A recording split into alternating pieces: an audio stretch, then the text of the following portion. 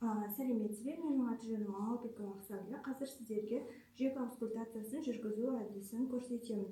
Жүрек аускультациясы бізде пациент отырған қалыпта, тұрған қалыпта, жатқан қалыпта, сол жақ бетінен, оң жақ бетінен жатқан қалыпта жүзеге асырылады.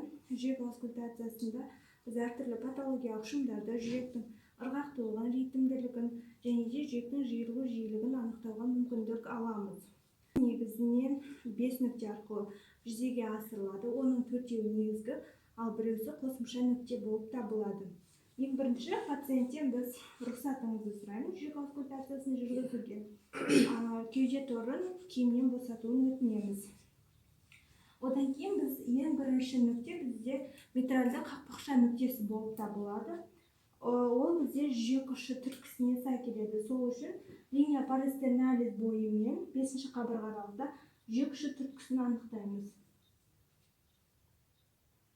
Ол қалыпты жағдайда бізде бұғананың орта сызығынан 1 см ішке орналасады. Бұл митральды қақпақша нүктесі болып табылады.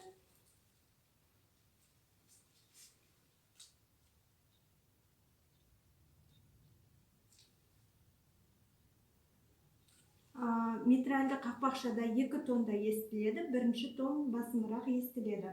Одан кейін төстің оң жағынан 2-ші қабырға аралықта аорталды нүкте қақпақшасын тыңдаймыз.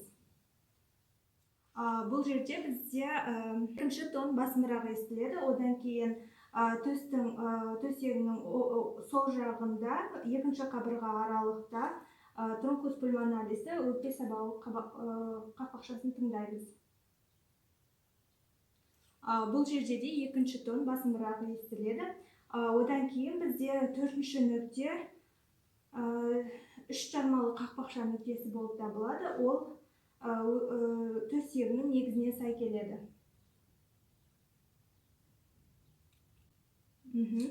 Ол бізде бұл жерде 1-ші тонның акценті естіледі. Одан кейін 5-ші нүкте Боткина R нүктесі деп аталынады. Ол төсегінің оң жағында 3-ші және 4-ші қабырғалардың теміршекпен байланысқан бөлігінде. Ол аортальды қақпақшаның қосымша нүктесі болып табылады. Бұл жерде 2-ші тонның акценті естіледі. Енді жүрек аускультациясы бойынша науқастағы қорытынды: жүрек тондары анық, ешқандай патологиялық шумдар анықталған жоқ, жүрек ырғақты, ритмді және де жүректің соғу жиілігі 82-ні құрайды. Сау болыңыз.